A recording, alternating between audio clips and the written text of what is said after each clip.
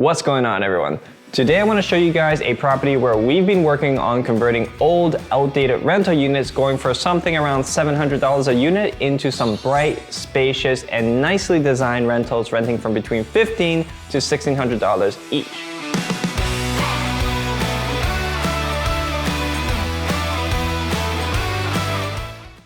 Now, Costas and I have been working on this property for about a year now, and the unit I'm about to show you is the last of 5 that we have to finish, but the conversion process isn't always smooth, and problems can arise along the way.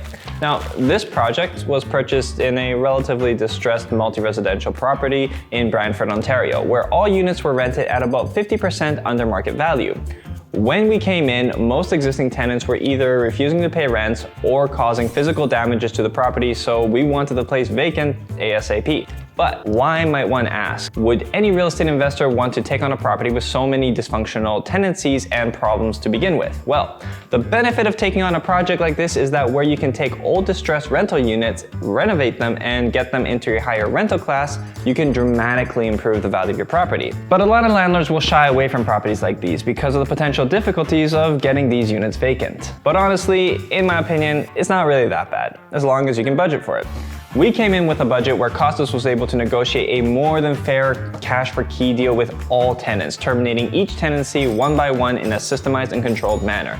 Cash for keys, just so you know, is a very desirable solution since frankly, both landlords and tenants are looking for some kind of an improvement to their circumstance, so why not get each party what they want and make a win-win for both? Your tenants can move into a nicer place with some money in their pockets and you get a vacant unit without the work of having to do evictions. But now comes the big question, and that is, isn't this going to be really expensive? And well, yes, it can be, but remember, the low rents and distressed units means that you can probably strike a pretty big bargain on the buy, leaving you with more funds to work with in the operation, which is why it's really important that you mustn't overpay for these kind of projects and make sure that you budget appropriately when calculating your expenses beforehand. So with that being said, let me show you what our last unit looks like and how we go about making some great value-add improvements to old rentals like these.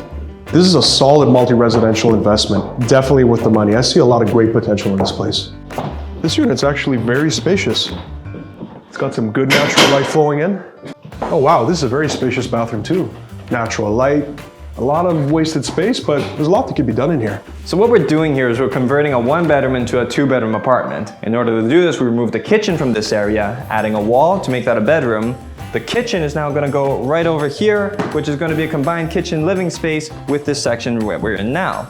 So why do we do this? A 2-bedroom apartment is considerably more stable with the rents, and on top of that is going to drastically increase the property value should the owner wish to sell it. Okay, so the changes we want to make are all subject to what the city will actually allow us to do. The original location of the kitchen was not ideal because it was small, tucked away to the side. The space is better being used as either an office or a bedroom, simply by adding a wall to the side with a small provision for a closet. In working with our architect, he suggested that adding a room to the side wouldn't be a problem. It might just be a matter of categorizing it as either a bedroom or a den. Subsequently, the plan was to eliminate the dead space from the bathroom, creating a small corridor, leaving enough room for 2 doors to open comfortably. And the reason for adding a corridor is to give us a fully uninterrupted wall against the living space, with a bedroom door on the side. Fortunately, in trying to relocate the kitchen to a more central position, we found plumbing suggesting the original location of the kitchen was almost exactly where we wanted it to begin with. Other than that, we would continue to work with the existing space, maintaining much of the original design as possible and keeping things within budget. Speaking of budget, let's get into that real quick. By our calculations, we are going to be spending about $5,000 on an update bathroom, which will include eliminating some of the dead space, installing a new vanity toilet, and new vinyl flooring. The bathtub was actually in good condition, so we're going to be keeping that. Now, we're also going to put in $3,000 for a new wall, which is going to be standard 2x4 construction with drywall, plaster, and primer. We're going to put $8,000 into a large custom kitchen with just lower cabinets, sink, faucet, and a standard IKEA countertop. Now, for a kitchen with just lower cabinets, this might seem a little bit expensive and we're not even putting quartz in, but it's really important to stress that this design is completely custom. I don't know if anybody realized this or noticed through the other footage, but There's pretty much no parallel walls in that unit. Moving on, we're going to do some vinyl flooring throughout an apartment like this, which is about 700 square feet, and that'll probably run us something about $4,000. And we're also going to allow $2,000 for miscellaneous repairs, and that's going to be for trims, quarter rounds, and anything else like that where needed. And painting, we're going to allow a budget of $2,500 for that. Now, our construction guy made an excellent suggestion to install a TV alcove in a designated living space, and I think that's going to be a really nice touch, so we're going to add $1,000 as a provision for that. We wanted to stay away from major electrical work, so we're only going to maybe budget about $1,000 for that just in case, and appliances are going to be purchased separately.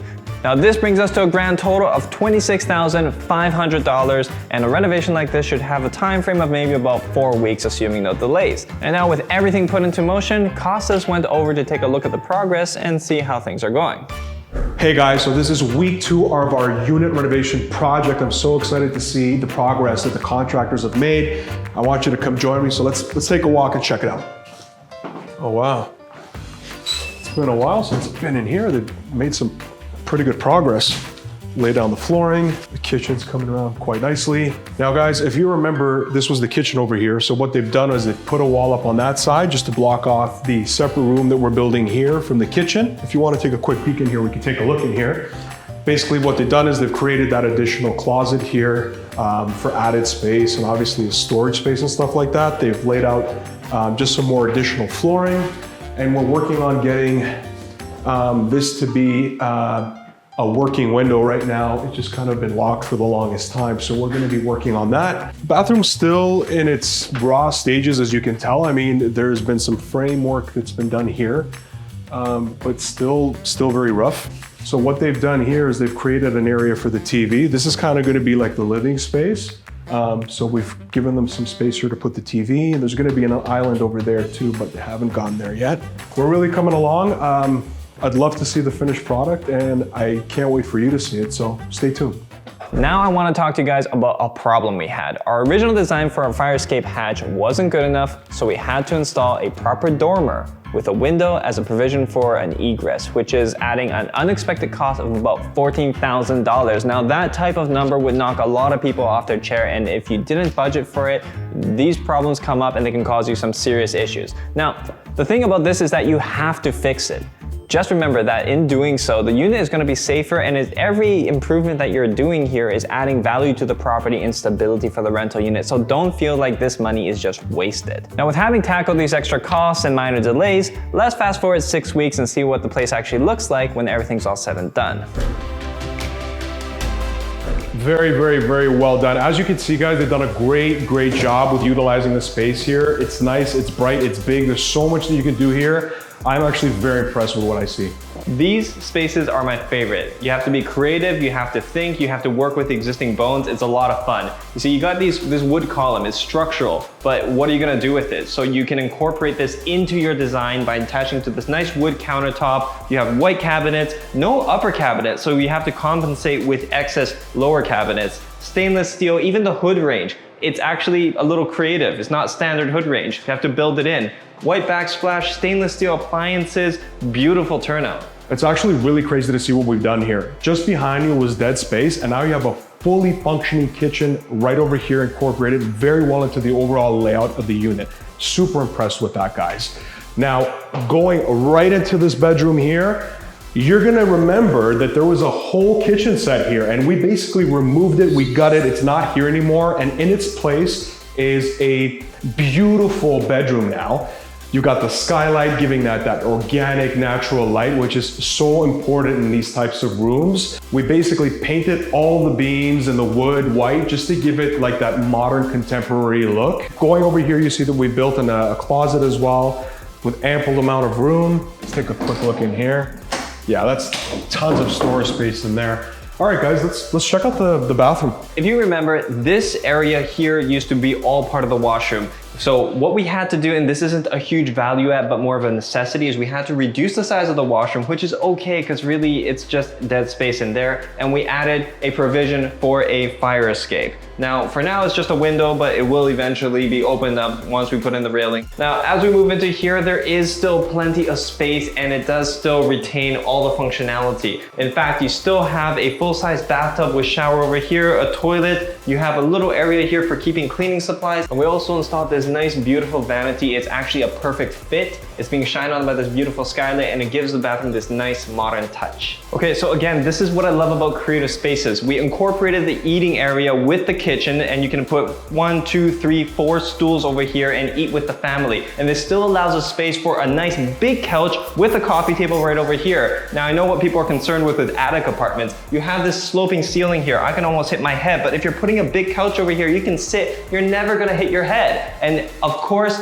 built to spec, custom opening, 60-inch TV right here so your whole family can enjoy it. I think that's an amazing touch. This is a second bedroom, the original bedroom actually. And what we've done here is just some slight improvements, nice little paint job, basically just spruced it up and given it some more life. Obviously you can tell it's very difficult to work with, but we made it very functional. I mean, this existing pillar, quite the obstacle, but if you know how to get around it, it's not a big problem. And as you can see here, we've achieved that with this space.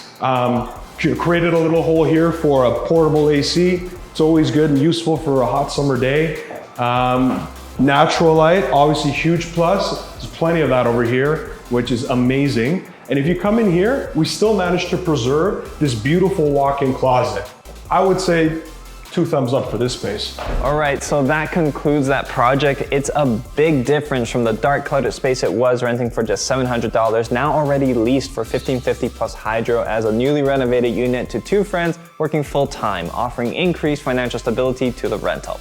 Now, there's a lot of landlords having to work with creative spaces, and sometimes I know it can be more stressful than it is fun, but again, work with people who have experience and problems can be solved. If there's any takeaway I want you to have from this is to always make sure to budget in a reserve fund, because when you're working with older properties, problems come up and you don't want to cut corners. Permits are always important, so make sure the contractor you're working with knows how to pull them. It can be more expensive to fix things than to do things right from the beginning, so try to operate in that way. Your biggest advantage as a real estate investor is your financial leverage. Use it. So once again, everyone, if any of you are interested in learning to do real estate investment or need help with a project, or you just want to work on something interesting together, visit our website and reach out to us, theprofessionallandlordgroup.com, and you can learn to be a professional landlord. See you on the next one.